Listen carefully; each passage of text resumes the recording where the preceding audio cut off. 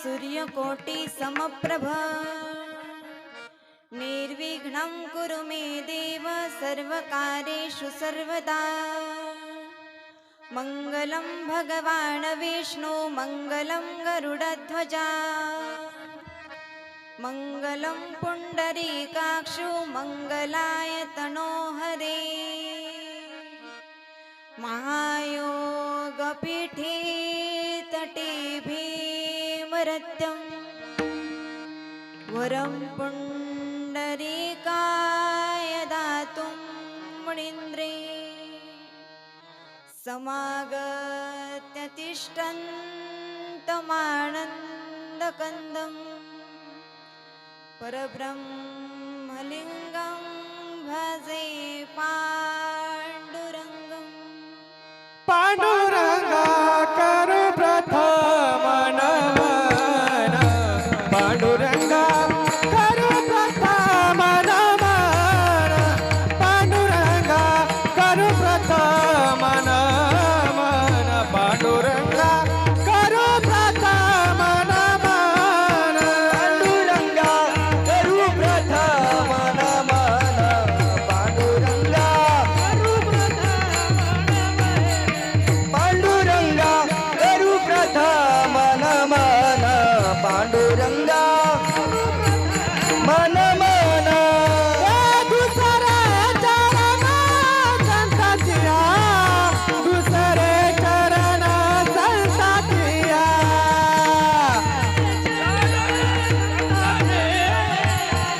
दुसरे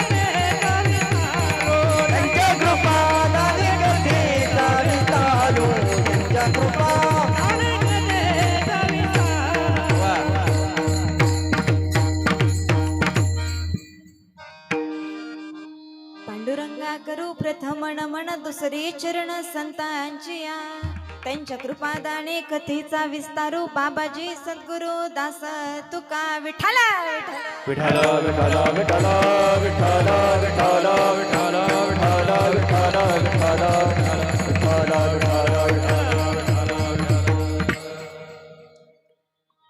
मरणापाठी जन्म जन्मापाठी मरण ही शिदोरी जाण पडली पदरी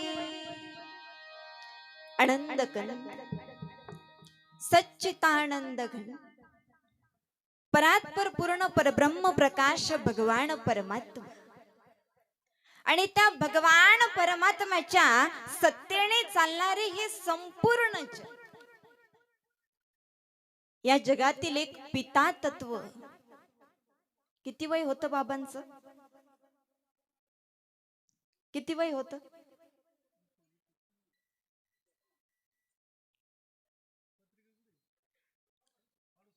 68 वर्षाचं आयुष्य घेऊन इह लोकात जन्माला आले 68 वर्षाचं आयुष्य उपभोगले आणि इह लोकाचा निरोप घेतला या जगाची एक त्रिसूत्री आहे उत्पत्ती स्थिती आणि लय उत्पत्ती म्हणजे जन्म स्थिती म्हणजे जगणं आणि लय म्हणजे मृत्यू जो जन्माला आला त्याला जगावंच लागतं आणि जगला की त्याला मरावंच लागतं मेला की परत जन्माला यावंच लागतं परत जन्माला आला की परत जगावंच लागतं आणि परत जगला की परत मरावंच लागतं जातस्य हि ध्रुव मृत्यु ध्रुव जन्म मृतस्य च तस्माद परिहर्यर्थे नत्वं सोची तुमर्हसि उत्पत्ती, स्थिती, लय या त्रिसूत्रीला अनुसरून आपले वैकुंठवासी रंगनाथ गजानन दरेकर या बाबांना इहलोकातून जावं लागलं. बाबांच्या पाठीमागे त्यांचा संपूर्ण मोठा परिवार आहे. मुलं आहे, नातू आहे, भाऊ आहे. भाऊ आहे श्री एकनाथ दरेकर, दुसरे भाऊ आहे चांगदेव दरेकर, एक बहीण आहे रंजना कुंजीर, मुलगा आहे बाळासाहेब दरेकर, कैलास दरेकर मुलगा आहे. त्याचप्रमाणे नातू आहे सार्थक दरेकर, कोमल दरेकर, ओम दरेकर. असा हा संपूर्ण दरेकर परिवार आहे. आणि या संपूर्ण परिवाराला सोडून हे बाबा 1 वर्षांपूर्वी आपल्यातून निघून गेलेले आहे. आणि आज आपण या ठिकाणी त्यांचा वर्षश्राद्ध विधी करत आहोत. बाबांनी या दरेकर परिवारावर फार सुसंस्कार केलेले आहे. म्हणून तर वर्षश्राद्धाच्या निमित्ताने सुंदर असा कीर्तनाचा कार्यक्रम म्हणजे ज्ञानदानाचं आयोजन या ठिकाणी केलेलं आहे. नाहीतर आजकाल आपण पाहतो आजकालचे मुलं आई वडिलांच्या अंत्यविधीला सुद्धा येत नाही. पण या कुटुंबाने सुंदर असा कीर्तनाचा कार्यक्रम आयोजित केलेला आहे. त्याचप्रमाणे आजच्या कीर्तनाला साथसंगत करणारे आमचे सर्वच गायनाचार्य मंडळी. काय नाव महाराजांचे? हरिभक्त परायण गोरख महाराज जाधव. त्याचप्रमाणे हरिभक्त परायण गुलदगड महाराज फार सुंदर गायन करतात. त्याचप्रमाणे पेटी मास्तर माझे पती माऊली महाराज साळक, तेही उत्कृष्ट कीर्तनकार आहेत, जुगलवंदे कीर्तनकार आहेत. फार सुंदर गायन झाले, चालही फार सुंदर म्हणाले. या ठिकाणचे गायक खरंच फार छान आहे. नाहीतर काही ठिकाणी लय अवघड असतं. एका ठिकाणी महाराज माझ्या कीर्तनात योग गायोग कीर्तन सुरू झाल्यापासून सारखा मोबाईल मध्ये बोट घालायचं, सारखा मोबाईल मध्ये बोट घालायचं. 4-5 मिनिटं झाले की मोबाईल, 4-5 मिनिटं झाले की मोबाईल, 4-5 मिनिटं झाले की मोबाईल. कीर्तन झालं, शेवटची चाल म्हणायला पुढे आला आणि मला म्हणाला, महाराज तू का म्हणे पुढं काय?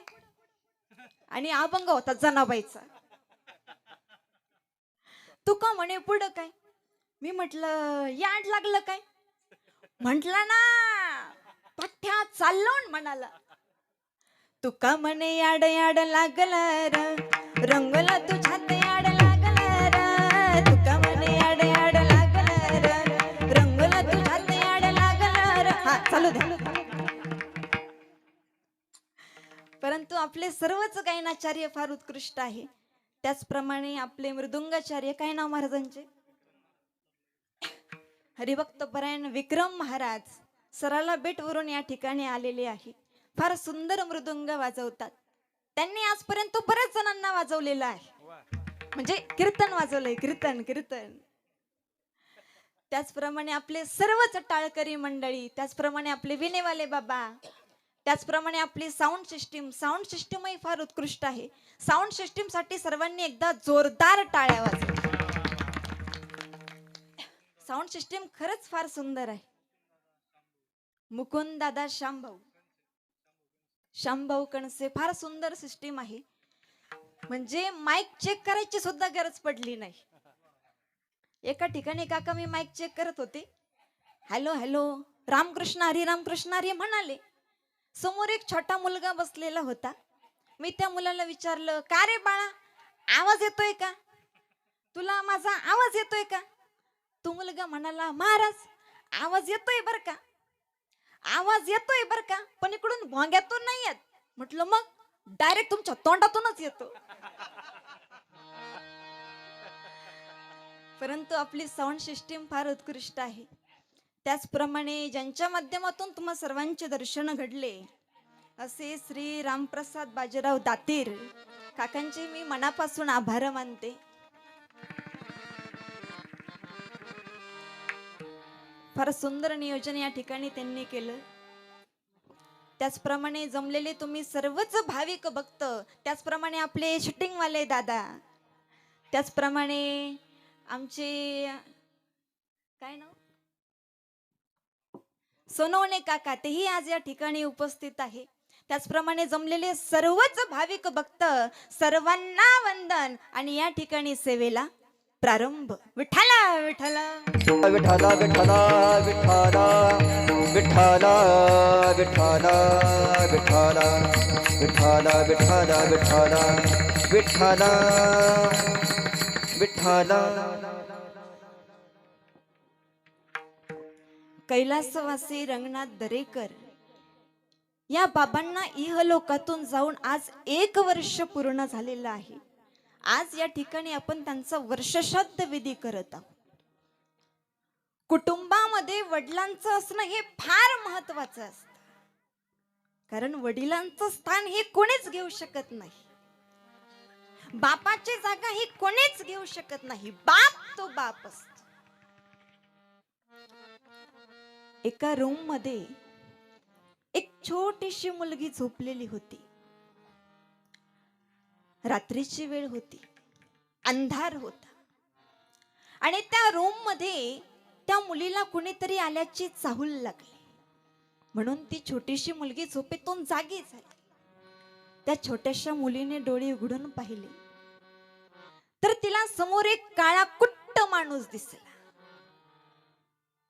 त्या मुलीने त्या माणसाला विचारले, कोण आहात आपण आणि इथे कशासाठी आला?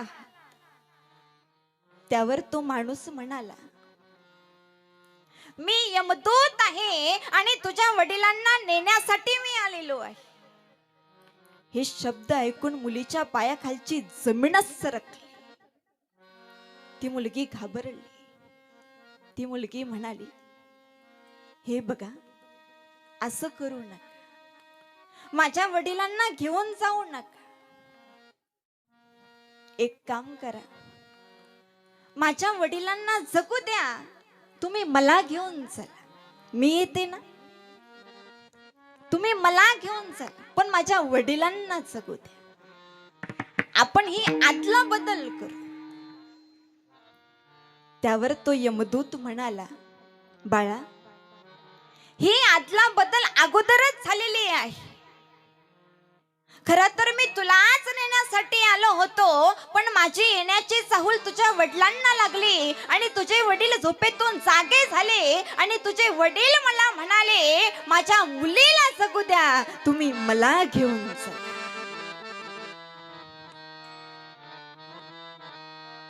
बाप तो बाप असतो. माझ्या मुलीला जगू द्या, तुम्ही मला घेऊन चला, असं म्हणणारा तो फक्त आणि फक्त बापच असतो. बापाची जागा कोणीच घेऊ शकत नाही.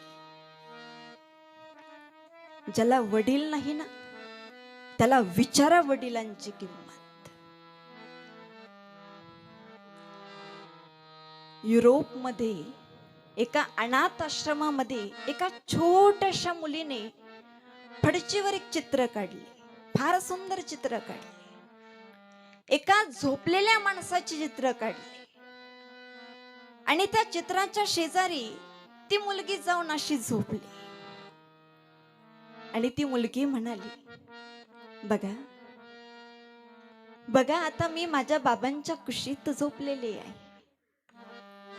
बघा, आता मला थंडी सुद्धा वाजत नाही. बघा, माझे बाबा आता माझ्या कुरळ्या कुरळ्या केसांवरून हात फिरवत आहे. बघा, माझे बाबा आता माझे केस सावरत आहे.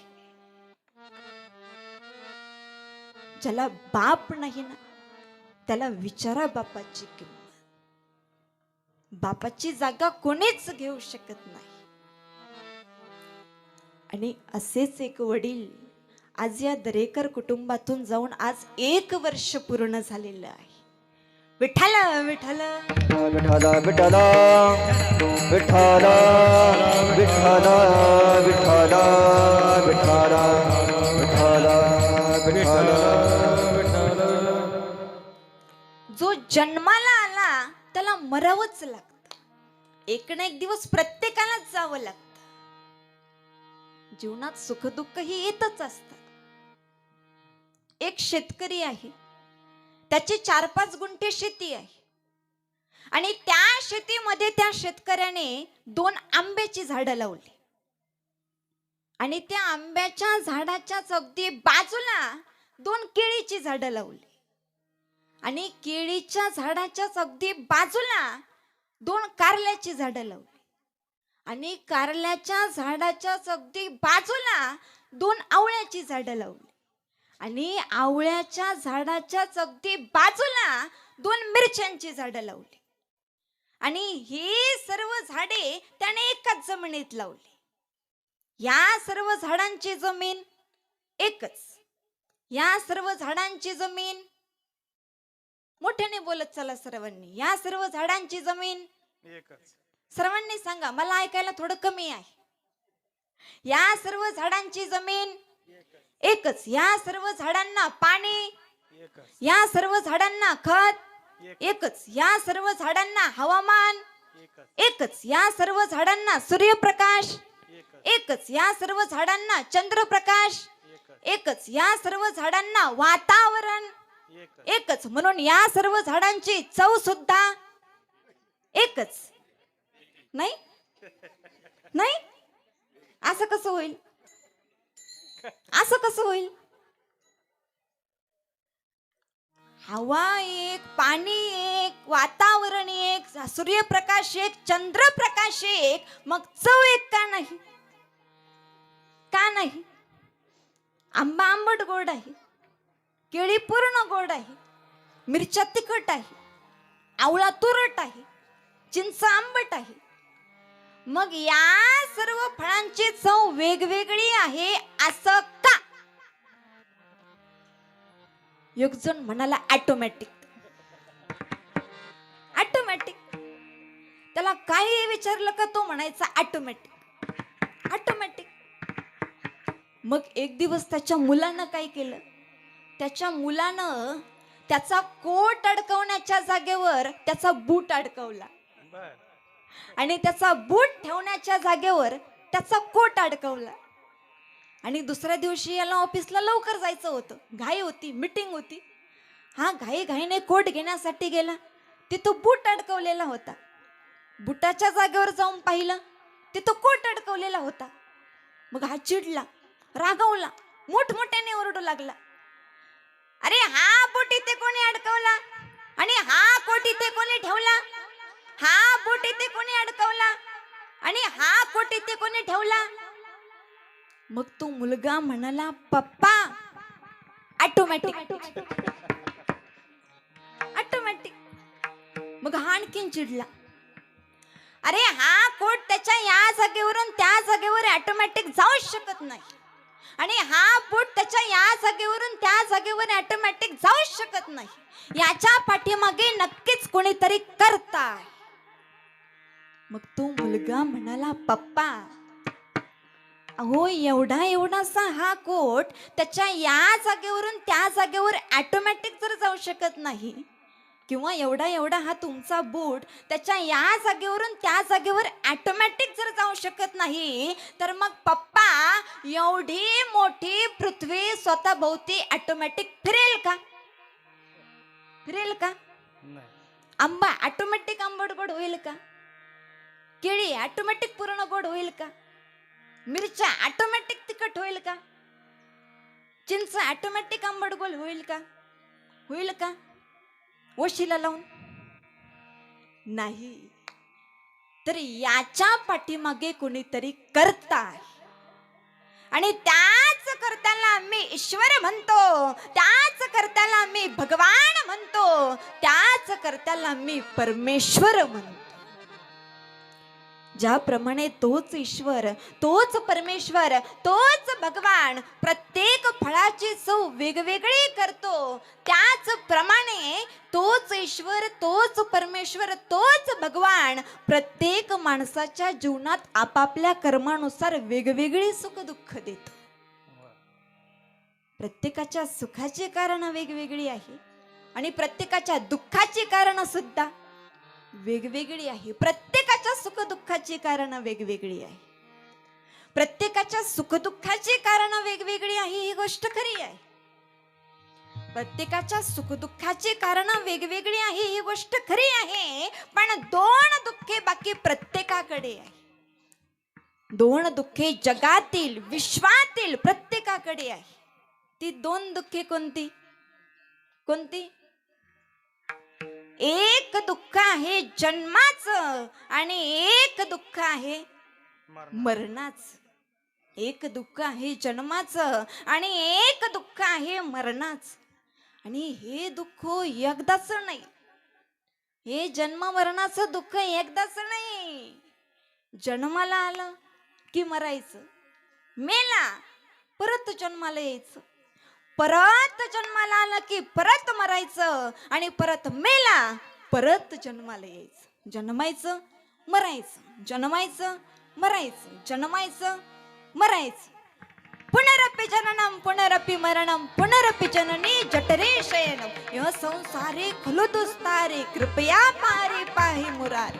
भज गोविंदम भज गोविंदम भज गोविंदम मूढमते.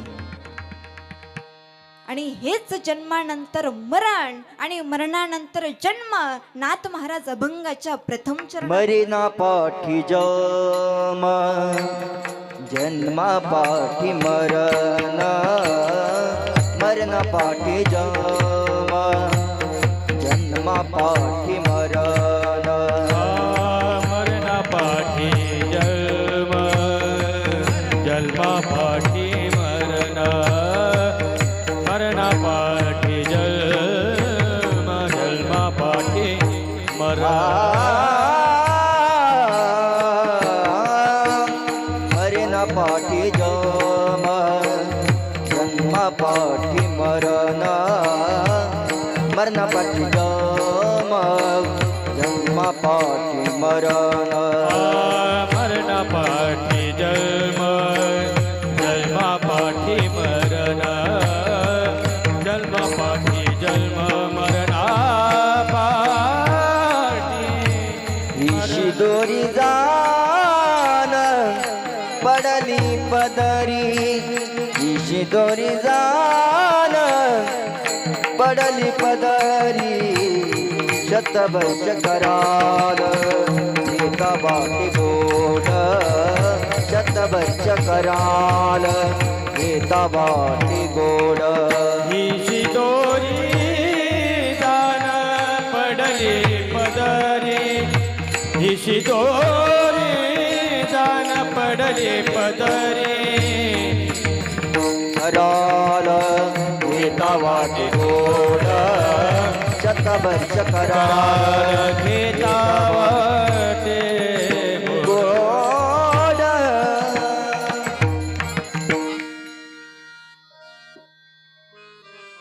मरणापाठी जन्म जन्मापाठी मरण.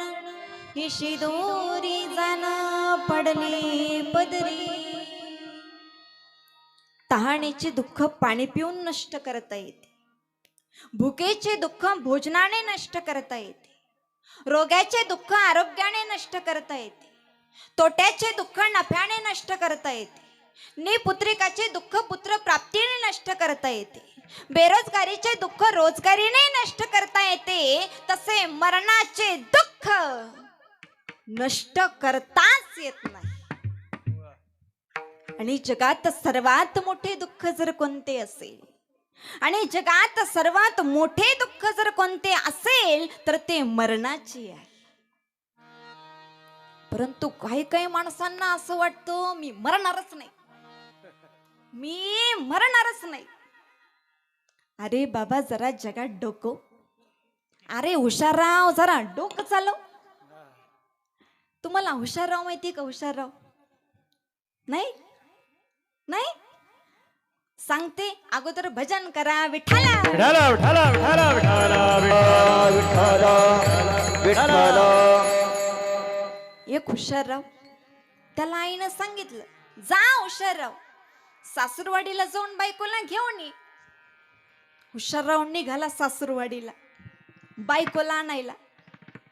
रस्त्यात चहा प्यायला एका टपरीवर थांबला.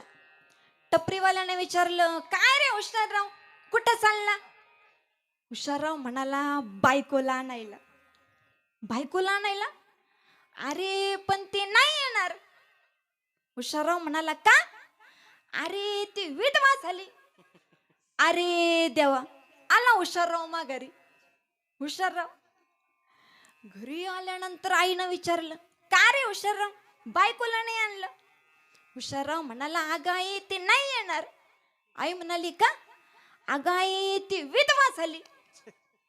आई म्हणाली, अरे हुशारराव तू जिवंत असताना ती कशी विधवा होईल?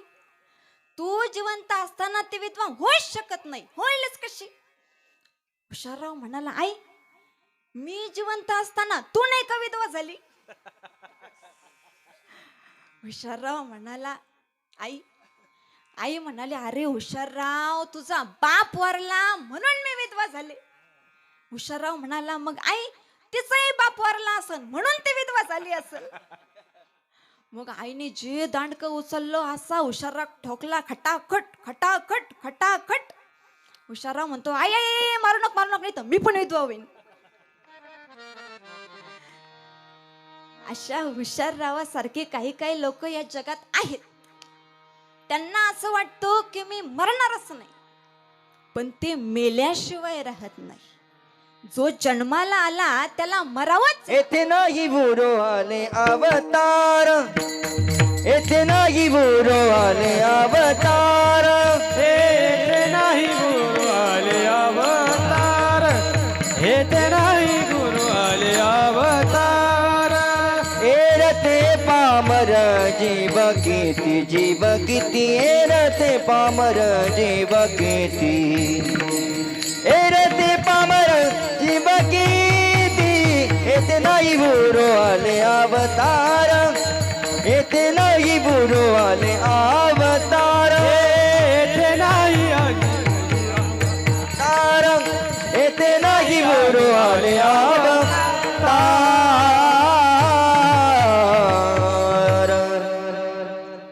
जो जन्माला आला त्याला मरावंच लागतं. जो खाटावर आला त्याला ताटेवर जावंच लागतं. पण आता या ठिकाणी एक प्रश्न निर्माण होतो की मेल्यानंतर परत जन्माला काय यावं लागतं? मेल्यानंतर मरणाच्या नंतर परत जन्माला काय यावं लागतं? त्याचं कारण आहे, त्याचं कारण आहे प्रारब्ध कर्म.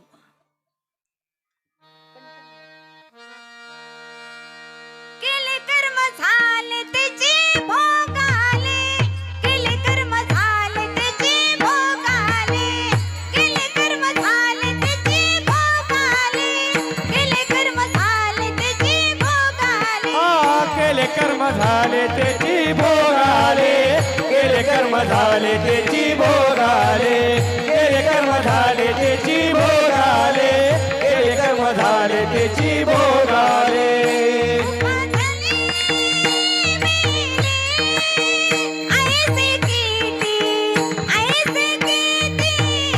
उपजले मेले ऐसे किती, ऐसे किती. हरे मुखी गाता हरा काली चिंता, हरे मुखी गाता हरा काली चिंता, हरे मुखी गाता हरा काली चिंता, हरे मुखी गाता हरा काली चिंता. हरिमुखी गाता हर बरी चिंता, हरिमुखी गाता हर बरी चिंता, हरिमुखी गाता हर बरी चिंता, हरिमुखी गाता हर बरी चिंता. हार बरी चिंता. केले कर्म झाले त्याची भोगाले, उपजले मेले ऐसे किती. हरिमुखी गाता हरपली चिंता, त्यानाही मागुता जन्म घेणे. मेल्यानंतर परत जन्माला काय यावं लागतं? याचं कारण आहे प्रारब्ध कर्म. प्रत्येक माणसाचा आपल्या प्रारब्ध कर्मामुळेच जन्म होतो. प्रत्येक माणसाला आपल्या प्रारब्ध कर्मामुळेच जीवनात सुखदुःखे मिळतात आणि प्रत्येक माणसाचा आपल्या प्रारब्ध कर्मामुळेच मृत्यू होतो. आणि या सर्व नियमांना अनुसरून आपले वैकुंठवासी रंगनाथ बाबा दरेकर या बाबांना इहलोकातून जावं लागलं. बाबांच्या प्रारब्ध कर्मामुळेच बाबांचा जन्म झाला. बाबांच्या प्रारब्ध कर्मामुळेच बाबांना जीवनात सुखदुःखे मिळाली आणि बाबांच्या प्रारब्ध कर्मामुळेच बाबांचा मृत्यू झाला. बाबांच्या प्रारब्ध कर्मामुळेच बाबांचा जन्म झाला, बाबांना सुखदुःख मिळाली, बाबांना जावं लागलं आणि बाबा गेले, पण आपल्या सर्वांच्या मनाला हळहळ लावून गेले. बाबा शरीराने गेले, बाबा शरीराने गेले, परंतु कार्यरूपाने आजही तुमच्या आमच्या मनामध्ये आहे. बाबा शरीराने गेले, परंतु कीर्ती रूपाने आजही तुमच्या आमच्या मनामध्ये. उत्तमची बोरी कीर्ती मागे, उत्तमची बोरी कीर्ती मागे उत्तमची ओरे, कीर्ती मागे उत्तमची ओरे. तुका म्हणी का मरणाची सारे, उत्तमची बोरे कीर्ती मागे, उत्तमची बोरे कीर्ती मागे. तुका म्हणे कमळाची सारे, उत्तमाची ओरे कीर्ती मागे, मागे उत्तमाची ओरे कीर्ती मागे.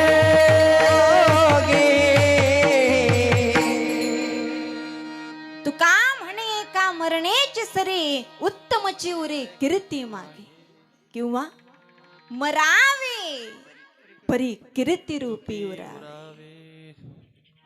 मेल्यानंतर आपली उत्तम कीर्ती मागे राहिल्या पाहिजे. परंतु जे आपल्या मुलांना वाईट शिकवतात, वाईट बोलायला शिकवतात, शिव्या द्यायला शिकवतात, चोरी करायला शिकवतात, त्यांची उत्तम कीर्ती मागे उरते का हो? उरते का? शहरामध्ये दोघं पती पत्नी राहत होते. घरात आई वडील नाही, एक बारक छोट खेळणारं मूल. ती स्वयंपाक करत असताना हा त्या मुलाला म्हणतो, हे जाय तुझ्या मम्मीला एक शिवी दे, पप्या जाय मम्मीला एक शिवी दे. मग ते बारक खेळत खेळत खेळत खेळत जात, रांगत रांगत जात आणि बोबड्या बोबड्या मम्मीला एक शिवी देत. मग मम्मी काय म्हणते, काय म्हणते? महिला मंडळ, मम्मी काय म्हणते? अहो बघितलं का, तुम्ही जी शिवी त्याला द्यायला सांगितली ना, नेमकी तीच शिवी त्यानं दिली. मग मम्मी त्याच्या हातात लाटणं देते आणि मम्मी म्हणते, पप्या जाय पप्पाच्या डोक्यात लाटणं हाण, जाय पप्पाच्या डोक्यात लाटणं हाण. मग ते बारको रांगत रांगत रांगत रांगत जात. पप्पा पण त्याच्या पुढे डोकं खाली करतो. मग ते पप्पाच्या डोक्यात टमकन लाटणं हाणतय. मग पप्पा काय म्हणतो, काय म्हणतो? पुरुष मंडळ, पप्पा काय म्हणतो?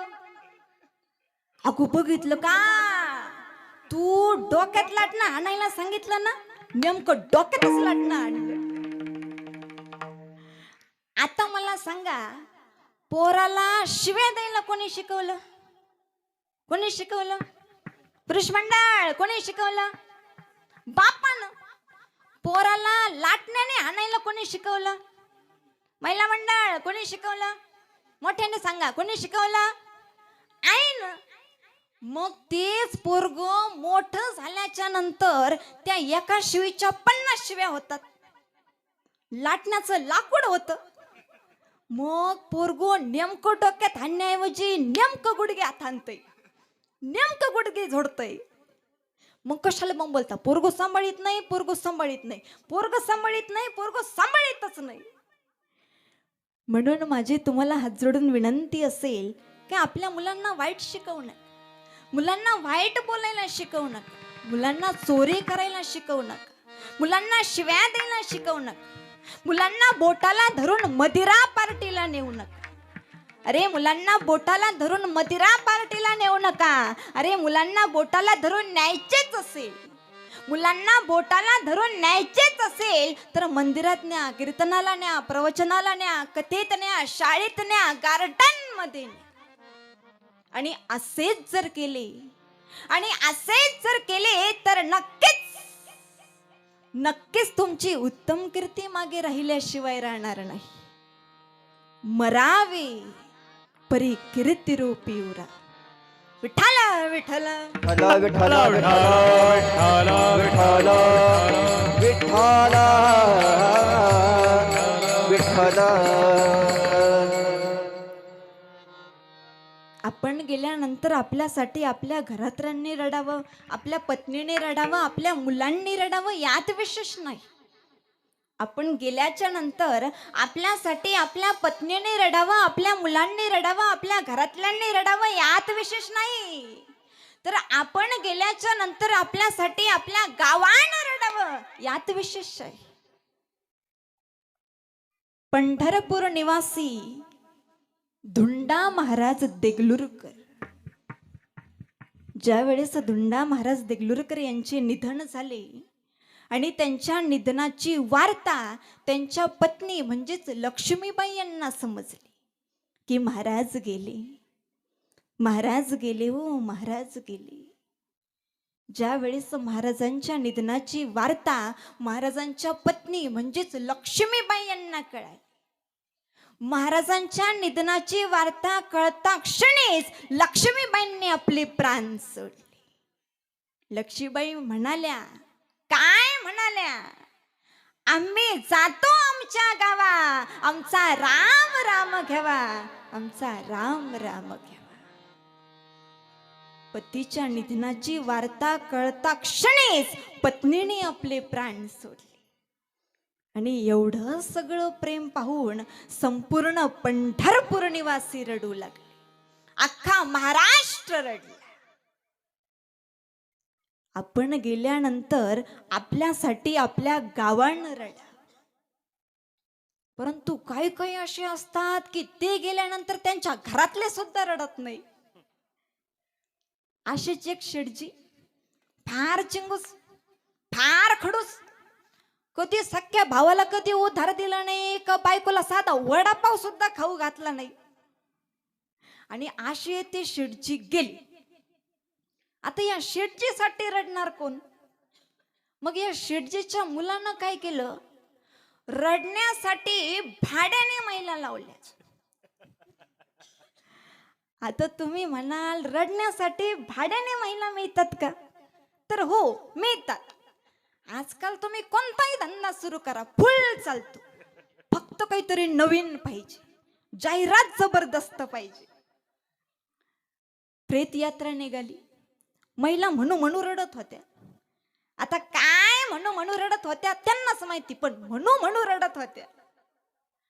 रडता रडता एकीचं लक्ष वर जांभळाच्या झाडाकडे गेलं. काळी भोर पिकलेली जांभळं होती आणि हिला जांभळं फार आवडायची. हिला ती जांभळं खावी वाटली, ती जांभळं घ्यावी वाटली. पण आता प्रेत यात्रेत घ्यायची कशी? आपल्या मैत्रिणीला तिला सांगा वाटलं, पण आता प्रेत यात्रेत सांगायचं कसं? मग तिनं रडता रडता एक आयडिया केली. रडता रडता आवाज मोठा केला आणि मोठमोठ्याने म्हणू लागली, आग रंगू काळा निळा गा, काळा निळा, आग रंगू काळा निळा गा, काळा निळा.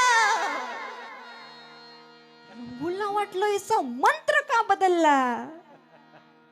रंगूनं वर पाहिलं, काळी भोर पिकलेली जांभळं होती.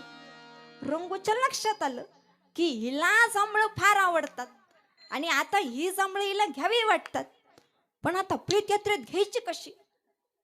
मग रंगूला हिला सांगायचं होतं की आपण माघारी येताना घेऊ, आपण माघारी येताना घेऊ, पण आता प्रेत यात्रेत सांगायचं कसं? मग रंगूनं पण एक आयडिया केली. रडता रडता आवाज मोठा केला आणि मोठमोठ्याने म्हणू लागली, आग गंगू याता येळ ग, याता येळ, याता येळ ग, याता येळ, काळा निळा ग, काळा निळा, याता येळ ग, याता येळ.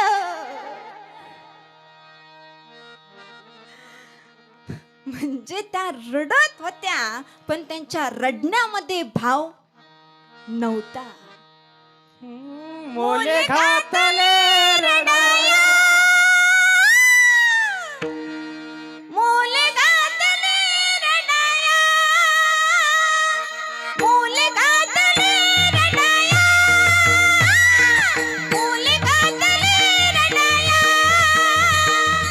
मोले घातले रडाया मोले घातले रडाया मोले घातले रडाया मोले घातले रडाया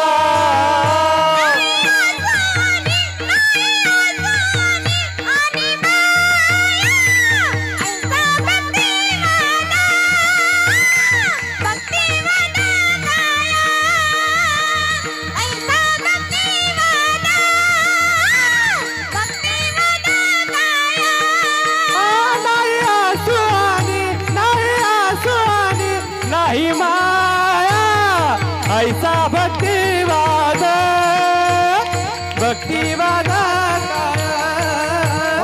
ऐसा भक्तिवाद भक्तिवाद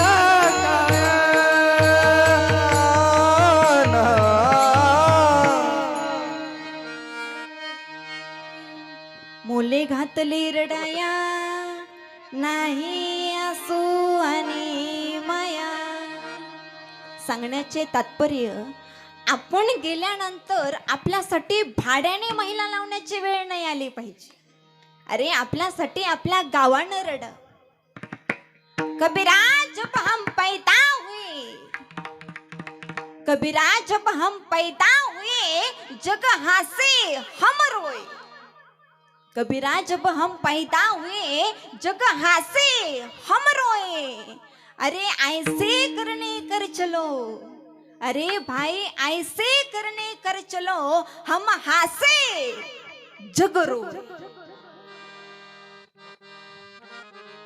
विठ्ठल पंत आणि रुक्मिणी माता यांचे सुपुत्र निवृत्ती, ज्ञानदेव, सोपान आणि मुक्ताबाई या भावंडांना समाजाने वाईट टाकले. या भावंडांच्या माता पितांना देहांत प्रायचित्त करावा लागला, म्हणजे मरावं लागलं. समाजाने साधी भिक्षा सुद्धा दिली नाही. अरे कोणी एकाने भिक्षा दिली तर कोणी एकाने भिक्षेची झोळी टर टर टर टर फाडून टाकली. भिक्षेच्या झोळीतील पीठ जमिनीवर सांडले. ते पेट परत उचलून घेता येऊ नये म्हणून चपला सहित पायाने पीठ रगडलं. पीठ जमिनीत मिळून गेलं. एवढं सगळं सहन केलं. नंतर पैठणला आले, नेवाशाला आले, अभंग गाथा लिहिला, ज्ञानेश्वरी लिहिली, चिरंजीवी पद लिहिली, नामदेवरायांबरोबर तीर्थयात्रा केल्या आणि नंतर भगवंताकडे, भगवंताच्या चरणाजवळ समाधी मागितली. भगवंताने समाधीची जागा आळंदी सांगितली. कार्तिक वद्य दशमीला देवासहित सर्व वारकरी आळंदीला आले. सवंदडीच्या झाडाखाली बैठक झाली. एकादशी झाली.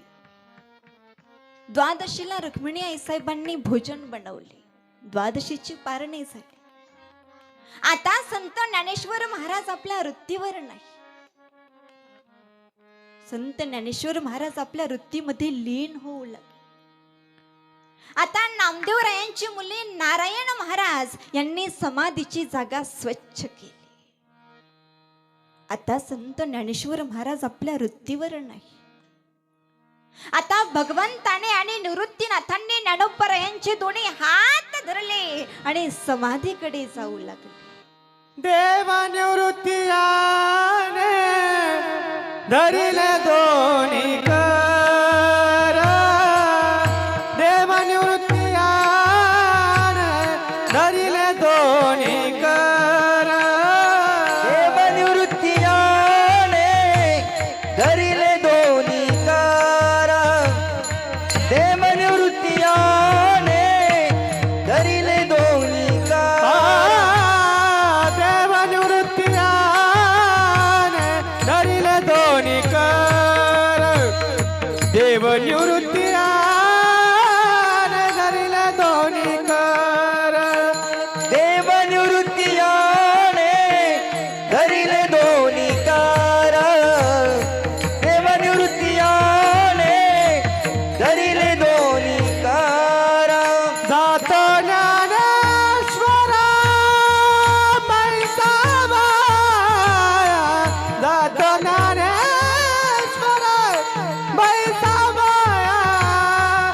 देव निवृत्ती आणे धरिले दोन्ही कर देव निवृत्ती आणे धरिले दोन्ही कर हो जातो ज्ञानेश्वर पैसा वया जातो ज्ञानेश्वर पैसा वया देव निवृत्ती आणे धरिले दोन्ही कर देव निवृत्ती आणे धरिले दोन्ही कर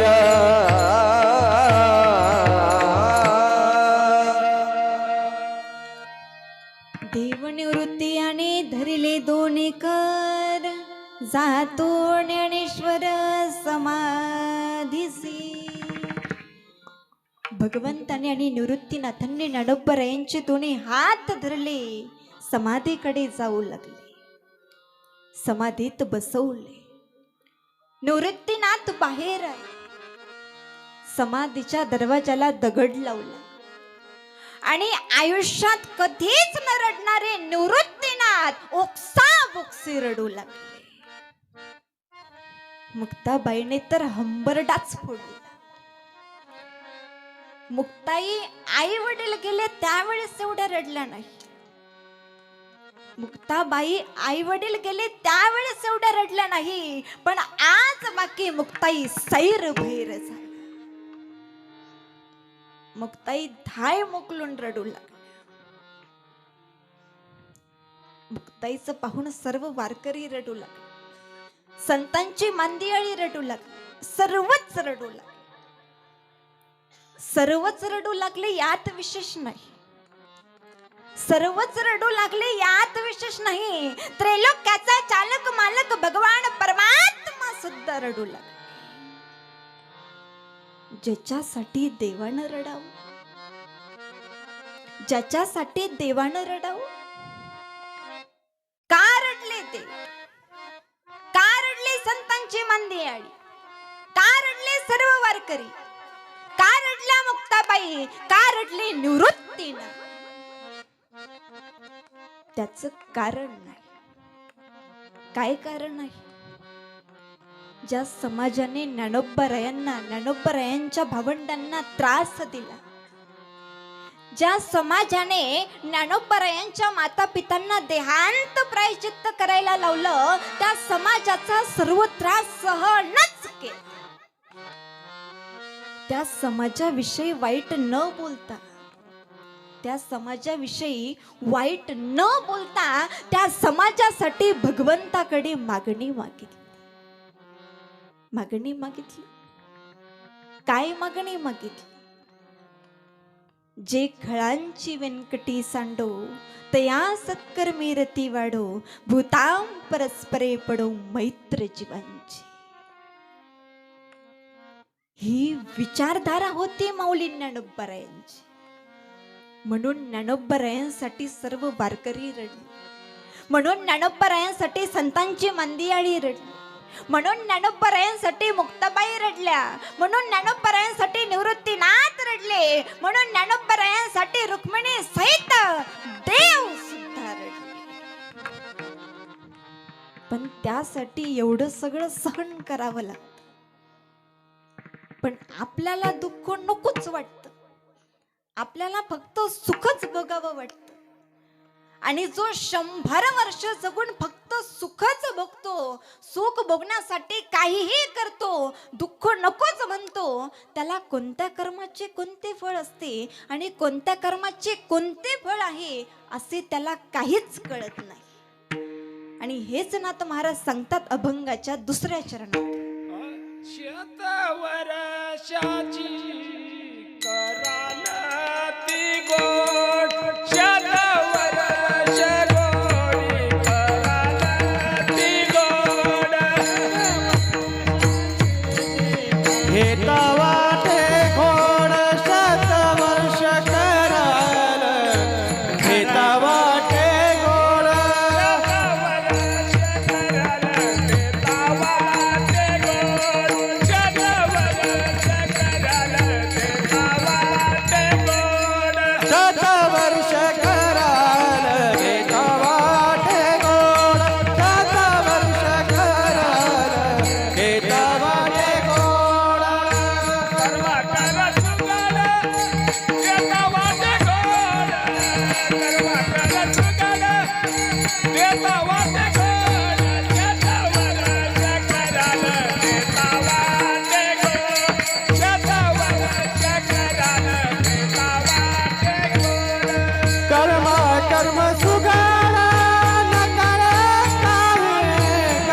कर्म सुगार नकार काही कथा वर्ष करार एका वाटे गो शत वर्ष करार एका वाटे गोड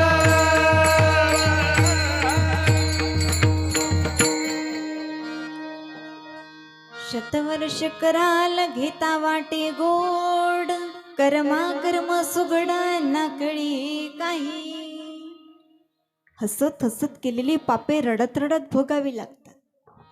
हसत हसत केलेली पापे रडत रडत भोगावी लागतात. म्हणून माणसाने कर्म करण्याच्या अगोदर 100 वेळा विचार करावा आणि मग कर्म करावे. जो कर्म करण्याच्या अगोदर 100 वेळा विचार करतो आणि मग कर्म करतो तो खरा माणूस, नाहीतर तो प्राणी आहे. कुत्ता कुत्ते की तरह पैदा होता है, कुत्ता कुत्ते की तरह पैदा होता है, कुत्ता कुत्ते की तरह जीता है, कुत्ता कुत्ते की तरह मरता है, क्योंकि वो कुत्ता है.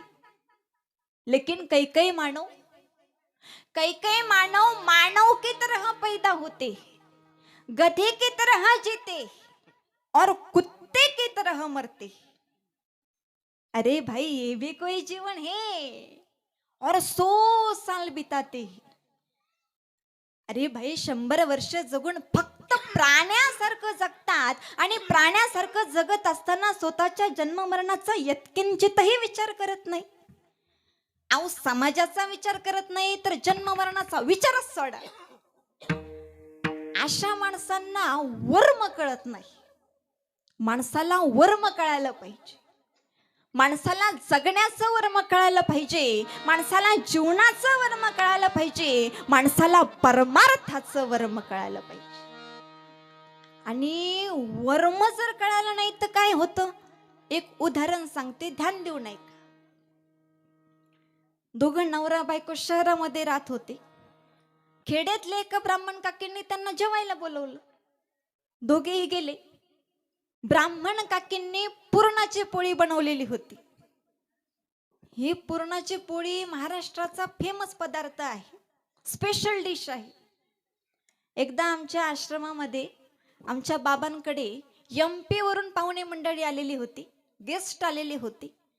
आम्ही त्यांना पुरणाची पोळी बनवली. त्यांनी विचारलं ये क्या है? हमने कहा ये पूरन पोली है. उन्होंने कहा फिर इसके अंदर क्या है? हमने कहा इसके अंदर पूरन है. उन्होंने कहा इस पोली को तो कोई गेट ही नहीं है, फिर ये पूरन अंदर गया कैसे?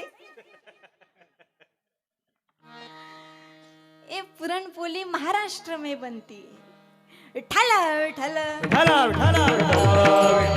विठ्ठला विठ्ठल. तसं ब्राह्मण काकींनी पुरणाची पोळी बनवलेली होती.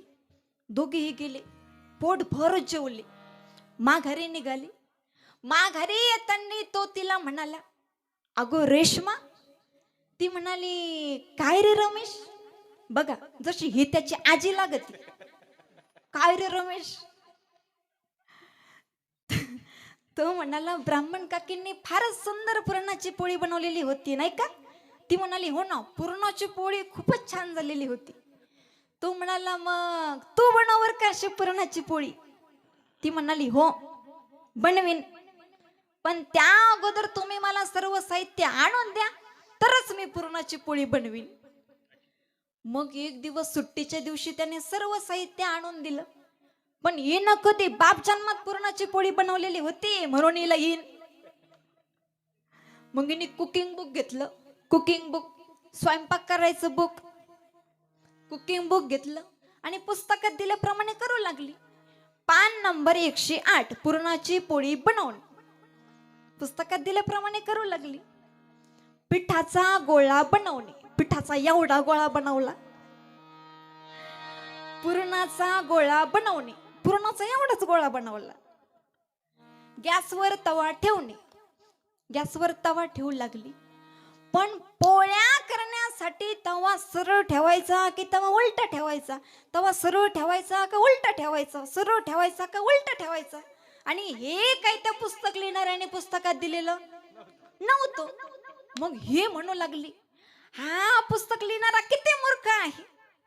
हा पुस्तक लिहिणारा किती मूर्ख आहे. साधा तवा तवा कसा ठेवायचा हे सुद्धा लिहिलं नाही. किती गाढव आहे.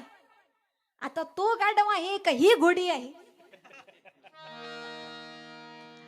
मग हिनं हिच्या मैत्रिणीला फोन केला, का ग पुरणाची पोळी बनवण्यासाठी तवा कसा ठेवायचा. आता ही हिचीच मैत्रीण ती म्हणाली बहुतेक तवा उभा ठेवायचा. तिनं ठेवला उभा तवा, पण त्याच्यावर काय पोळीच बसेना. मग ही गेली शेजारच्या काकूकडे. काकूला विचारलं, काकू पोळ्या करण्यासाठी तवा कसा ठेवायचा. काकू म्हणाले, अगं बेटी तवा सरळच ठेवायचा. आली गॅसवर तवा ठेवला. एक पिठाचा गोळा घेतला, एक पुरणाचा गोळा घेतला आणि पिठाचा गोळा पुरणाच्या गोळ्यात घातला. लागली पोळी लाटायला. पण हिला काही पोळीच जमेना. मला का पोळी जमेना. ब्राह्मण काकींना कशी जमली. मला का पोळी जमेना. हा आता माझ्या लक्षात आलं. ब्राह्मण काकींनी पांढरी साडी नेसलेली होती ना. हे अडपट गेलं कपाटाजवळ. सगळ्या साड्या खाली घेतल्या. पांढरी साडी काढली, नेसली. आली पिठाचा गोळा घेतला, एक पुरणाचा गोळा घेतला आणि पिठाचा गोळा पुरणाच्या गोळ्यात घातला. लागली पोळी लाटायला. पण हिला काही पोळी जमेना. मला का पोळी जमेना. ब्राह्मण काकींना कशी जमली. मला का पोळी जमेना. हा आता माझ्या लक्षात आलं. ब्राह्मण काकींनी चम्मन केलेलं होतं ना. हे अडपट गेलं न्हावी दादाकडं. न्हावी दादा चम्मन करून दे. अगं बाई बाप कट करायचा असल. आई कट नाही, बाप कट नाही, महात्मा गांधीच कट करायचं. केली चम्मन. आली एक पिठाचा गोळा घेतला, एक पुरणाचा गोळा घेतला आणि पिठाचा गोळा पुरणाच्या गोळ्यात घातला. आता जमल ना. आता जमल ना. काय चुकलं तिचं. फक्त काय चुकलं. वर्म. म्हणून तर तुकोबराय म्हणतात, ऐसे उफराटे वर्म धर्मा अंगीच अधर्म. हिनं काय करायला पाहिजे होतं. पिठाचा गोळा पुरणाच्या गोळ्यात घालायला पाहिजे. नाही चुकलं का. पुरणाचा गोळा पिठाच्या गोळ्यात घालायला पाहिजे होता. फक्त काय चुकलं. वर्म. म्हणून माणसाला वर्म कळालं पाहिजे. विठ्ठला विठ्ठला विठाला विठाला विठाला विठाला विठाला विठाला विठाला. मी तुम्हाला काही प्रश्न विचारते. त्या प्रश्नाचे तुम्ही सर्वांनी मला उत्तर द्यायची. देणार ना. देणार ना. महिला मंडळ देणार ना. विचारू मग. मोठ्याने सांगा. देणार ना. मला सांगा, साधूची सेवा करणे पाप की पुण्य. मोठ्याने सांगा. पाप की पुण्य. पुण्य. साधूचा छळ करणे पाप की पुण्य. मोठ्याने सांगा. मला ऐकायला थोडं कमी आहे. साधूचा छळ करणे पाप की पुण्य. पाप. साधूची सेवा करणे पुण्य. छळ करणे, सेवा करणे, छळ करणे. बरोबर बरोबर. एका माणसाने साधूच्या जखमेला तेल लावलं, साधूची सेवा केली पाप की पुण्य. साधूची सेवा केली पाप की पुण्य. पुण्य. साधूची सेवा केली पाप की पुण्य. पुण्य. एका माणसाने स्वतः हा ऊस खाल्ला आणि ऊसाच्या सुट्ट्या साधूला फेकून हाणल्या. पाप की पुण्य. पाप. स्वतः हा ऊस खाल्ला आणि ऊसाच्या सुट्ट्या साधूला फेकून आणल्या. पाप की पुण्य. पाप. आता थोडस ध्यान देऊन ऐका. एका माणसाने साधूच्या जखमेला तेल लावलं. साधूच्या जखमेला तेल लावल्यामुळं साधूच्या जखमेला मुंग्या लागल्या. त्या मुंग्या साधूला चावू लागल्या. साधूला त्रास होऊ लागला. साधू बोंबलू लागला. मग साधूच्या जखमेला तेल लावणं पाप की पुण्य? अगोदर तर म्हणाले होते पुण्य. एका माणसाने स्वतः ऊस खाल्ला आणि ऊसाच्या सुट्ट्या साधूला फेकून हाणल्या. जखमेच्या मुंग्या निघाल्या आणि सुट्ट्यांना जाऊन चिकटल्या. साधूच्या वेदना कमी झाल्या. साधूच्या वेदना कमी झाल्या. नवे नवे साधूच्या वेदना संपल्या. साधूच्या वेदना संपल्या. पाप की पुण्य? मग मारा साधूला सुट्ट्या. जमल का? जमल का? म्हणून तर तुकोबाराय म्हणतात, ऐसे उपराटे वर्म धर्मा अंगीच अधर्म. विठ्ठल विठ्ठल विठ्ठला विठ्ठला विठ्ठला विठ्ठला विठ्ठला विठ्ठला विठ्ठला विठ्ठला विठ्ठला. महाभारताचे युद्ध सुरू झाले. कितीतरी कौरव मेले, एकही पांडव मेला नाही. त्यावेळेस दुर्योधन गुरु द्रोणाचार्यांना म्हणाला, गुरुदेव, कितीतरी कौरव वीर मेले, एकही पांडव मेला नाही. गुरु द्रोणाचार्य म्हणाले, बाळा, अरे युद्धामध्ये मरतच असतात. गुरुदेव, कितीतरी कौरव मेले याचं मला वाईट वाटत नाही, पण एकही पांडव मेला नाही याचं मला वाईट वाटत. बघा हा पठ्ठ्या. बाप डोळे नसल्यामुळे आंधळा आणि मुलगा डोळे असून आंधळा. बाप सवाई बेटा. गुरुदेव, कितीतरी कौरव मेले याचं मला वाईट वाटत नाही, एकही पांडव मेला नाही याचं मला वाईट वाटत. त्यावेळेस द्रोणाचार्य म्हणाले, तू अर्जुनाला युद्धभूमीतून बाजूला कर, आजच धर्मराजाला बंदी बनवतो. कपट नीतीने, शत्रू नीतीने अर्जुनाला युद्धभूमीतून बाजूला केले. आणि इकडे गुरु द्रोणाचार्यांनी चक्रव्यूह रचला. आणि चक्रव्यूह भेदण्याचे ज्ञान फक्त आणि फक्त अर्जुनाकडे होते. अर्जुन पुत्र अभिमन्यूकडे होते, परंतु ते अपूर्णच होते. चक्रव्यूहामध्ये जाण्याचे ज्ञान होते, पण माघारी येण्याचे ज्ञान नव्हते. अभिमन्यू आईच्या गर्भामध्ये चक्रव्यूहाचे ज्ञान शिकलेला होता. आमची मुलं सुद्धा आईच्या गर्भामध्येच WhatsApp, Twitter, Instagram, Snapchat, Telegram सगळं शिकतात. बरोबर ना? बरोबर ना? तुम्ही बघा ना, लहान मुलांना कोणी मोबाईल चालवायचं शिकवत नाही. शिकवतात का?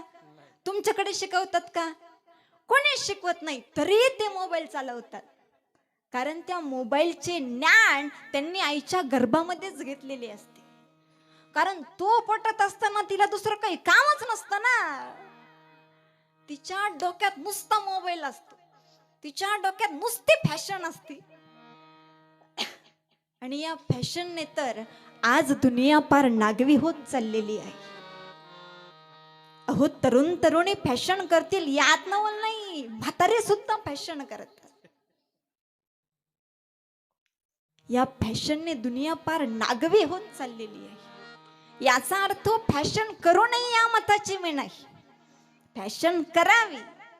बदलत्या जमान्यानुसार माणसानंही बदललं पाहिजे, पण त्या फॅशनलाही काहीतरी लिमिट असावं, काहीतरी प्रमाण असावं. या फॅशन बद्दल एक हिंदी कवी फार सुंदर वर्णन करतात. फॅशन चाहे जितना कर लो, फॅशन चाहे जितना कर लो, चाहे मार लो सन.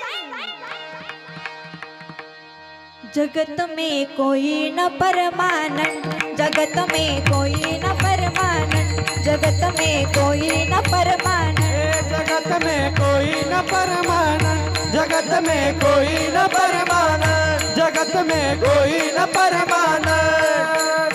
धन दौलत ही माल खजाना,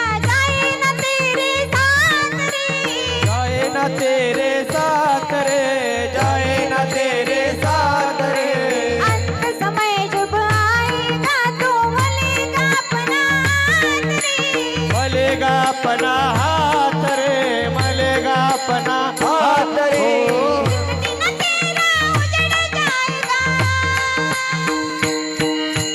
एक दिन तेरा उजड़ जाएगा, लकाल तंबू टेढ़. जगत में कोई न परमानंद, जगत में कोई न परमानंद, जगत में कोई न परमानंद. ए जगत में कोई न परमानंद, जगत में कोई न परमानंद, जगत में कोई न परमानंद.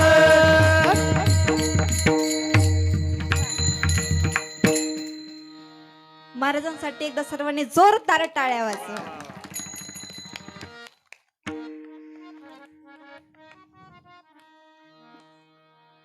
सांगण्याचे तात्पर्य, अभिमन्यू आईच्या गर्भामध्ये चक्रव्यूहाचे ज्ञान शिकलेला होता. कपट नीतीने, शत्रू नीतीने अर्जुनाला युद्धभूमीतून बाजूला केलेली आहे. गुरु द्रोणाचार्यांनी चक्रव्यूह रचलेला आहे. आता युद्ध करायचे कसे, धर्मराजा संकटात आहे. तेवढ्यात एक 16 वर्षाचा तरुणाबाळ अभिमन्यू धर्मराजाला म्हणाला, आपल्या आशीर्वादाने मी चक्रव्यूह भेदन करतो. आपल्या आशीर्वादाने मी चक्रव्यूह भेदन करतो. तू? हो, मी. सर्व सैन्य निघाल. अभिमन्यू सर्वात पुढे आहे. गुरु द्रोणाचार्य लांबून पाहतात. आवाज दिला, अरे बेटा, तू कोण आहेस? कौरवांचे सेनापती, मी एक योद्धा. अरे बेटा, लेकिन तू ये चक्रव्यूह में मरने क्यों जा रहा है? गुरुदेव, युद्ध भूमि में डराया नहीं जाता, युद्ध भूमि में तो सामने वालों को हराया जाता. अरे बेटा, लेकिन तेरी इतनी कम आयु, तू है कौन? गुरुदेव, युद्ध भूमि में आयु नहीं देखी जाती, युद्ध भूमि में तो आयुधे देखी जाती है, यानी शस्त्र देखे जाते हैं. गुरु द्रोणाचार्य जी ने सोचा, ये लड़का तो बहुत होशियार दिखता है, सवालों के जवाब भी बहुत मीठे मीठे देता है. अरे बेटा, लेकिन तेरा असली परिचय क्या है? तब अभिमन्यु ने अपने धनुष्य पर एक बाण चढ़ाया और वो बाण छोड़ा. वो बाण गुरु द्रोणाचार्य जी के बाजू से गुजरा कि जिसकी वायु से गुरु द्रोणाचार्य जी को ईजा नहीं हुई, पीड़ा नहीं हुई, बल्कि गुदगुदी हुई. गुदगुदी करके बाण चला गया. कळाला का परिचय? नाही नाही. लहान बाळ ज्यावेळेस आजोबांच्या मांडीवर खेळत असतं, त्या बाळाने जर आजोबांना लात मारली तर आजोबांच्या छातीत दुखायला लागतं, आजोबांना हॉस्पिटलला न्यावं लागतो, आजोबांना घाबरायला होतं. बरोबर ना? बरोबर ना? नाही, आजोबांना गुदगुल्या होतात, कारण नातू आहे ना. तसे अभिमन्यू नातू आहे. अभिमन्यू अर्जुनाचा कोण? अर्जुनाचा कोण? मुलगा, म्हणजे गुरु द्रोणाचार्यांचा नातू झाला ना. गुरु द्रोणाचार्यांनी मनातल्या मनात आशीर्वाद दिला, विजयी भव. बघा, अगोदर तर गुरु द्रोणाचार्य म्हणतात कि बेटा, तू ये युद्ध भूमि में मरने क्यों जा रहा है, पण आता गुरु द्रोणाचार्य म्हणतात विजयी भव. मग मरणार हे सत्य की विजयी भव हे सत्य. जाता जाता अभिमन्यूने परत एक बाण सोडला. तो बाण गुरु द्रोणाचार्यांच्या पायाजवळ जाऊन रुतला. बाणाने वंदन केले. गुरु द्रोणाचार्यांनी मनातल्या मनात आशीर्वाद दिला, विजयी. सर्व सैन्य निघाले. अभिमन्यू आवेशाने पुढे निघालेला आहे. सर्व सैन्य निघालं. चक्रव्यूह तोडला, आत शिरला, सोप सोप सोप सोप सोप कापीतच चालला. सर्व सैन्य घाबरले, गुरु द्रोणाचार्य घाबरले. शेवटी 7-8 महारथांनी मिळून अभिमन्यूला घेरला. अभिमन्यूला धारातीर्थी पाडले. वास्तविक महाभारताचा नियम होता की एका महारथाबरोबर एकानेच युद्ध करायचे, परंतु 7-8 महारथांनी मिळून अभिमन्यूला घेरले, अभिमन्यूला धारातीर्थी पाडले. त्यावेळेस गुरु द्रोणाचार्य म्हणाले, बेटा बेटा तू पडला ही गोष्ट खरी आहे, तू पडला ही गोष्ट खरी आहे, पण तू विजयी झालेला आहे. कौरवांच्या मानाखाली झाल्या. त्या दिवसाचे युद्ध थांबले. जाता जाता जयद्रथाने परत अभिमन्यूला लात मारली आणि म्हणाला, हमसे टकरात आहे. मग अर्जुनाने प्रतिज्ञा केली, रक्ताच्या थारोळ्यात पडलेल्या माझ्या मुलाला लात मारणाऱ्याला उद्या सूर्यास्ताच्या आत त्याचे मस्तक जर छाटले नाही तर मी स्वतः अर्जुन अग्नीत उडी मारून आपले प्राण. मग कौरवांनी जयद्रथाचं लपवलं. जयद्रथाला अर्जुनाच्या समोर येऊच देईना. सकाळ झाली, दुपार झाली, तरी अर्जुनाला जयद्रथ सापडला नाही. बघता बघता अंधार पडला. अर्जुन अग्नीत उडी टाकण्यासाठी लाकडे गोळा करू लागला. आता अर्जुन बिना युद्धाचा मरतो कसा हे पाहण्यासाठी सर्व कौरव आले. त्या जयद्रथ सुद्धा आला. जयद्रथ आला आणि मोठमोठ्याने हसू लागला, मोठमोठ्याने हसू लागला, मोठमोठ्याने हसू लागला. तेवढ्यात भगवंताने सूर्याच्या आड घातलेले सुदर्शन बाजूला सरले आणि म्हणाले, अर्जुन हा सूर्य आणि हा जयद्रथ मार या पाप्याला. मग अर्जुनाने एकाच बाणात जयद्रथाचे मस्तक छाटले. जयद्रथ मरणाची भ्रांती विसरून गेला. अर्जुनाचं मरण बघण्यासाठी आला आणि स्वतःच मेला.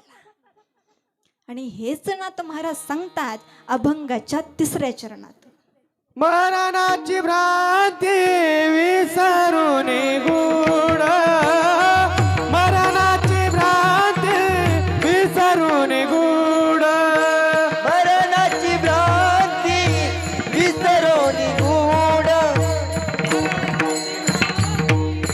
विसरून मरणाची भ्रांती विसरून गुण, मरणाची भ्रांती विसरून गुण, मरणाची भ्रांती विसरून गुण, मरणाची भ्रांती विसरून गुण. वागावी काबाड प्रपंचाची, वागावी काबाड प्रपंचाची, शतवर्ष कराला येता वाटे गोड, शतवर्ष कराला येता वाटे गोड. वागवी काबाडी प्रपंचाची, प्रपंचाचे वागवी काबाडी प्रपंचाची, शतवर्ष कराला येता वाटे गोड, शतवर्ष कराला येता वाटे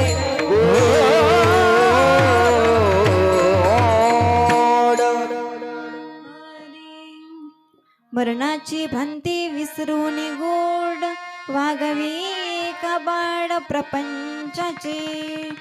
विठोबा रखुमाई, विठोबा रखुमाई, विठोबा रखुमाई, विठोबा रखुमाई, विठोबा रखुमाई, विठोबा रखुमाई, विठोबा रखुमाई, विठोबा रखुमाई, विठोबा रखुमाई, विठोबा रखुमाई, विठोबा रखुमाई, विठोबा रखुमाई, विठोबा रखुमाई, विठोबा रखुमाई, विठोबा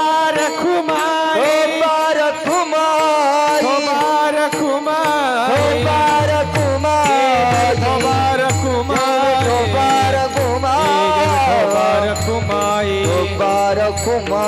विठोबा रखुमाई विठोबा रखुमाई विठोबा रखुमाई विठोबा रखुमाई जय जय विठोबा रखुमाई विठोबा रखुमाई जय जय विठोबा रखुमाई हा विठोबा रखुमाई जय जय विठोबा रखुमाई विठोबा रखुमाई जय जय विठोबा रखुमाई हरि जय जय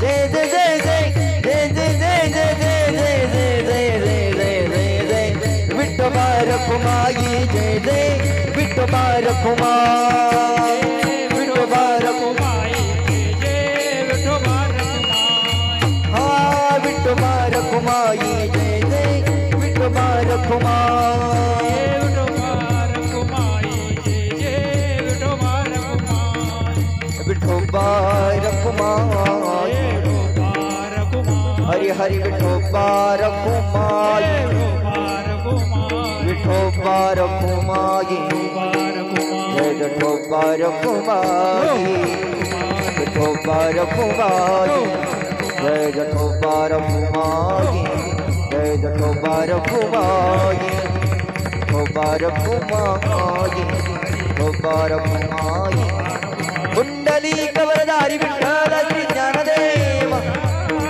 पंढरीनाथ भगवान माऊली ज्ञानेश्वर महाराज जगद्गुरु तुकाराम महाराज सद्गुरु गंगागिरी महाराज की सद्गुरु नारायण गिरिजी महाराज की विठोबा रखुमाई जय विठोबा रखुमाई जय विठोबा रखुमाई जय विठोबा रखुमाई रखुमाई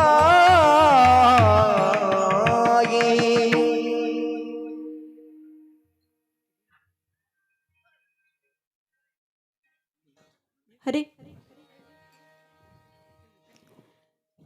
टाळकऱ्यांनी खणखण खणखण टाळ वाजवला, मृदुंगचार्यांनी सुद्धा दणदण पखवाज वाजवला. पण तुम्ही काही भजन केले नाही. काहींनी केले बरं का, काहींनी मनापासून केले, पण काहींनी कसं केले, विठावा रखमाई विठावा रखमाई. हे काय भजन झाले का? एकाने विचारलं, का रे मध्ये हे विठोबा रखुमाई ज्ञानेश्वर माऊली हे कशासाठी असतं? हा म्हणाला, तुला माहिती नाही का? हा म्हणतो, नाही बाबा. हा म्हणतो, झोपेतले जागे करायला. आणि झोपतात ना, काही काही जण खरोखर कीर्तनात झोपतात. त्यांचे झोपण्याचेही प्रकार असतात. काहींची झोप असते डोळेवाशी झोप, आहे का गेला हे सुद्धा कळत नाही. काहींची झोप असते उठी बशी झोप, म्हणजे इथं झोपला की उठायला तिथं असतो. काहींची झोप असते तोंडवाशी झोप. ज्याची तोंडवाशी झोप असेल त्याने झाडाला टेकून, भिंतीला टेकून, गाडीच्या चाकाला टेकून कधीच बसू नये. आणि जर का बसलाच त्याला झोप लागलीच, त्याची झोप आणि तिथं एखादं कुत्रो आलं, तंगड वर केलं, आणि मग याला विचारलं, का रे कालचं कीर्तन कसं होतं? हा सांग, लईच खारट खारट होतं बुवा. भजन हे झोप मोडण्यासाठी नसावं. या परिवाराने एवढा सुंदर वर्षश्राद्ध निमित्ताने एवढा सुंदर कीर्तनाचा कार्यक्रम आयोजित केला. का आयोजित केला? तर आपल्या हातून काहीतरी पुण्य व्हावे, आपल्या तोंडून काहीतरी नामस्मरण व्हावे म्हणून आयोजित केला. म्हणून सर्वांनी एकदा भजन करण्यासाठी हात वर घ्यायचे. सर्वांनी हात वर घ्यायचे. पाठीमागे बसलेले सर्वांनी हात वर घ्या. शूटिंग वाले दादा यांची शूटिंग घ्या.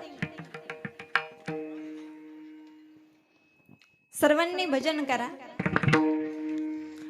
राम कृष्ण हरी जय जय राम कृष्ण हरी. राम कृष्ण हरी जय जय राम कृष्ण हरी. राम कृष्ण हरी जय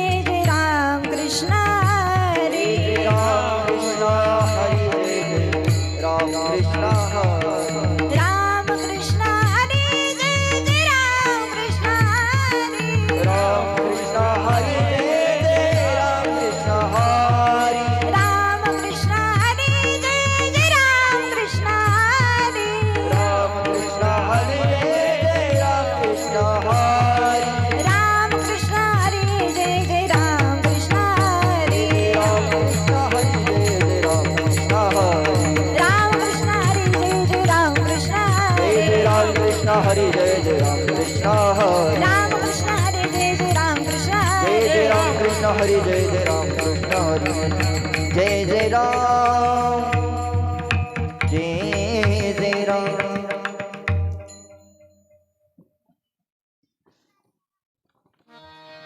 हरी मरणाची भ्रांती विसरून गोड वागवी काबाड प्रपंचाचे नाथ महाराज म्हणतात की माणूस मरण विसरून जात आणि विसरणे हा माणसाचा स्वभावच आहे. पण माणसाने कधी आपले मरण विसरू नये आणि माणसाने कधी आपल्या म्हातारपणाला सुद्धा कधी विसरू नये. म्हातारपण फार वाईट असते. एक हिंदी कवी या म्हातारपणाचे फार सुंदर वर्णन करतात. दृक दृक नाही तेज देहाच्या पाटक मग पक पक मग मग अलग परम जग जग मुख दंत वच जप भग भग जमानुचर लग भग चक्रम आतो भगवत भज चेत सुबगनर जगभर वेंगलती अचल प्रतरे झटपट मन चद कपट खटपट कान झपट शिर झपट करे कान झपट शिर झपट करे दृक दृक नाही तेज देह झपट मग पग पग मग मग अलग परम जग जग मुख दंत वच जप भग भग जमानुचर लग भग चक्रम आतो भगवत भज चेत सुबगनर जगभर वेंगलती अचल प्रतरे झटपट मन चद कपट खटपट कान झपट शिर झपट करे कान झपट शिर झपट करे कान झपट शिर झपट करे दृक दृक नाही तेज देह झपट मग पग पग मग मग अलग परम पग पग मग मग अलग परम. वा कळालं काही नाही? अहो तुम्हाला काही कळत नाही म्हणून तर आमचं बरं आहे ना. हे आहे म्हातारपणाचं वर्णन. म्हातारा झाल्यानंतर पाय लटलट कापायला लागतात, हात थरथर कापायला लागतात, तोंडातून दात गळून पडतात, मग बोलताना फापू फापू फापू होत. माणसाच्या शरीराला 3 अवस्था होत असतात. जन्म झाला, बालपण, थोडा मोठा झाला तरुणपण, नंतर म्हातारपण आणि मग नंतर सरपण. सरपण कळालं का? पण म्हणजेच मृत्यू. पाप जर केलं तर नरकात जावं लागतं आणि पुण्य जर केलं तर स्वर्गात जावं लागतं. आणि हेच नाथ महाराज सांगतात अभंगाच्या 4थ्या चरणात. बाळ तरुण दशा वृद्धाप पावाला बाळ तरुण दशा वृद्धाप पावाला बाळ तरुण दशा वृद्धाप्य पावला बाळ तरुण दशा वृद्धाप्य पावला सवेचे तू गेला अधोगती सवेचे तू गेला अधोगती 7 वर्ष कराल घेता वाटे गोड 7 वर्ष कराल घेता वाटे गोड 7 वर्ष कराल घेता वाटे गोड 7 वर्ष कराल घेता वाटे गोड बालतरुण दशा वृद्धाप्य पावला सवेची तो गेला अधोगती. म्हणजे गोणी भरायची, गोणी ओतून द्यायची, गोणी भरायची, गोणी ओतून द्यायची, माप भरायचं, माप ओतून द्यायचं. आणि हेच नाथ महाराज सांगतात अभंगाच्या शेवटच्या चरणात. एका जनार्दनी मापाची ये पारी एका जनार्दनी मापाची ये परी एका जनार्दनी मापाची परी एका जनार्दनी मापाची परी सर्व सवेची गोणी भरी सलबेरीती सवेची गोणी भरी सलबेरीती शतवर्ष करान घेता वाते गोड शतवर्ष करान घेता वाते गोड हे सवेची गोणी भरी सवेरे ते सवेची गोणी भरी सवेरे ती हे सवेची गोणी भरी सवेरे शतवर्ष कराल घेता वाटे गोड शतवर्ष कराल घेता वाटे गोड कळमा कळमा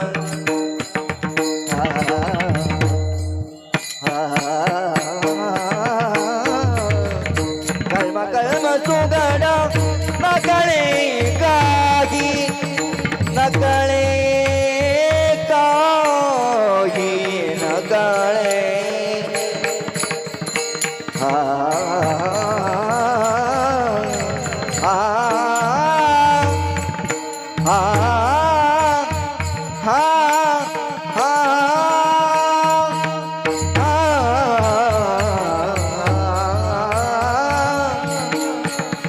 सगा पप्पा बगा पप्पा नि जानी द बम गरी सा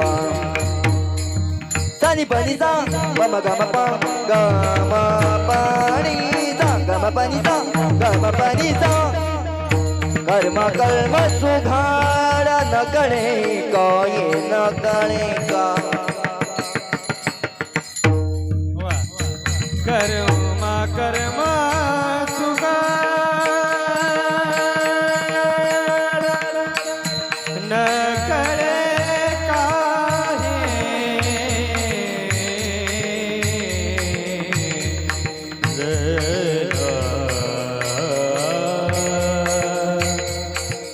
दरना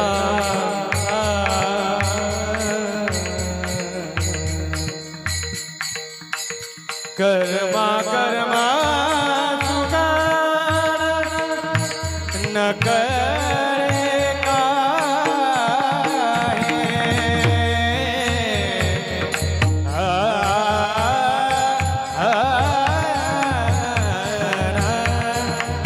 दरना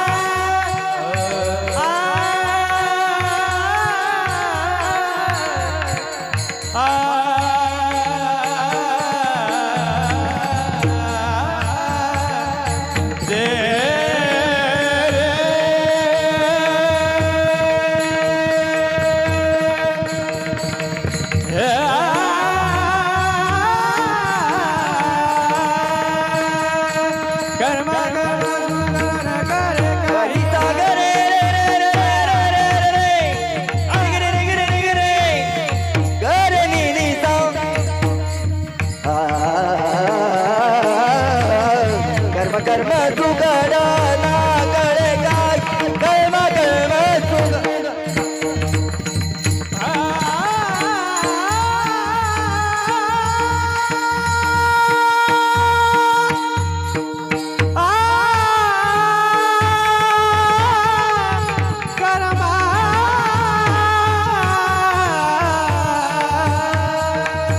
कर्म कर्म सुघाड़ा नकळे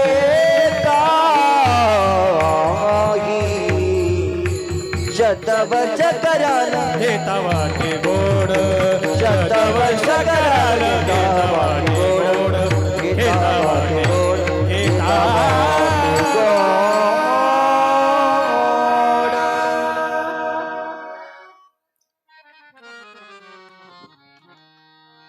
एका जनार्दनी मापाची परी सवेची गोणी भरी सवेरीती ना तरी बालक बबडा बोली का वाकुडा विचुका पावली ते चोच करुणी माऊली रिजी जेवी झालेली सेवा प्रभूच्या चरणी अर्पण करते झालेली सेवा साधू संतांच्या चरणी अर्पण करते झालेली सेवा कैलासवासी रंगनाथ बाबा दरेकर या बाबांच्या चरणी श्रद्धांजलीच्या रूपाने अर्पण करते.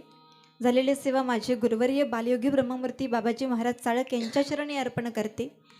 त्याचप्रमाणे या दरेकर कुटुंबाने एवढा सुंदर कीर्तनाचा कार्यक्रम ठेवला. या दरेकर परिवाराचे मी मनापासून आभार मानते, ऋण व्यक्त करते. त्याचप्रमाणे आजच्या कार्यक्रमाला सत्संगत करणारे आपले सर्वच गायनाचार्य मंडळी, आपले विणेवाले बाबा, आपले पेटी मास्तर बाबा, त्याचप्रमाणे मृदुंगाचार्य, फार सुंदर मृदुंग वाजवले, यांच्यासाठी सर्वांनी एकदा जोरदार टाळ्या वाजवा. त्याचप्रमाणे आपली माउंट सिस्टीम खरोखर खूप उत्कृष्ट आहे, त्यांचेही मी मनापासून आभार मानते, ऋण व्यक्त करते. त्याचप्रमाणे आपले सर्वच टाळकरी मंडळी, ज्यांच्या माध्यमातून तुम्हा सर्वांचे दर्शन घडले, असे श्री रामप्रसाद बाजीराव दातीर, खरंच काकांनी खूप सुंदर सुंदर हिरे या ठिकाणी गोळा करून आणलेले आहे. त्याचप्रमाणे आपले शूटिंगवाले दादा, त्याचप्रमाणे जमलेले सर्वच तुम्ही भाविक भक्त, सर्वांना वंदन आणि या ठिकाणी सेवेला पूर्ण विराम. ज्ञानेश्वर माऊली ज्ञानराज माऊली तुकाराम, ज्ञानेश्वर माऊली ज्ञानराज माऊली माऊली ज्ञानेश्वर माऊली ज्ञानराज माऊली तुकाराम. ज्ञानेश्वर माऊली जय विठ्ठल जय जय विठ्ठल, जय जय विठ्ठल, जय विठ्ठल, जय जय विठ्ठल. बोलिलेले तुझे वेडीवा, उत्तरे करा क्षमा अपराध महाराज तुम्ही, नाही विचारिला अधिकार व्यापुला. करा क्षमा अपराध महाराज तुम्ही, तुका म्हणे ज्ञानेश्वर राखा पायापैकी करा. करा क्षमा अपराध महाराज तुम्ही सिद्ध. ज्ञानदेव तुकाराम, ज्ञानदेव तुकाराम, तुकाराम तुकाराम तुकाराम कुंडली कबरदार हरी विठ्ठल, श्री ज्ञानदेव तुकाराम. सद्गुरु गंगागिरी महाराज की जय. सद्गुरु नारायण.